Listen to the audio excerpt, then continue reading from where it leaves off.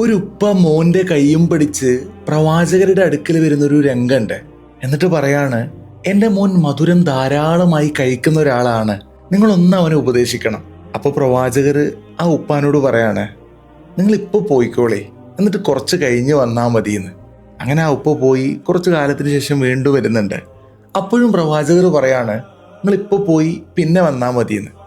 അങ്ങനെ 3 പ്രാവശ്യം ആ ഉപ്പാനെ പ്രവാചകർ മടക്കി അയക്കാണ്. അങ്ങനെ കുറച്ച് കാലങ്ങൾക്ക് ശേഷം ആ ഉപ്പ വരുന്ന സമയത്ത് നിബിതങ്ങൾ ആ മോനോട് പറയുന്നുണ്ട്, മോനെ മധുരം കുറച്ച് കുറക്കണം, അതത്ര നല്ലതല്ല. അപ്പോൾ ഈ സ്വഹാബാക്കളൊക്കെ ഇങ്ങനെ ചോദിക്കുകയാണ് പ്രവാചകരോട്, അല്ല ഇവർ ആദ്യം വന്ന സമയത്ത് തന്നെ നിങ്ങൾക്ക് വേണമെങ്കിൽ ഇത് പറയായിരുന്നല്ലോ, ഇത്രയും വൈകിക്കേണ്ട ആവശ്യമൊന്നുമില്ലായിരുന്നല്ലോ എന്ന്. അപ്പോൾ പ്രവാചകർ പറയാണ്, ശരിക്കും ഞാനും ധാരാളമായി മധുരം കഴിക്കുന്ന ഒരാളായിരുന്നു.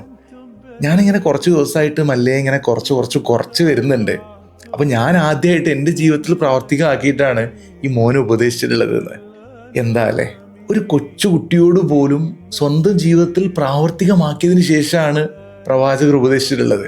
ഖുർആനിൽ പഠിച്ചവനും അങ്ങനെ തന്നെയാണ് പറയുന്നത്, ലിമ തഖൂലൂന മാ ലാ തഫ്അലൂൻ, നിങ്ങൾ ചെയ്യാത്ത കാര്യം എന്തിനാണ് മറ്റുള്ളവരെ ഉപദേശിക്കുന്നത്.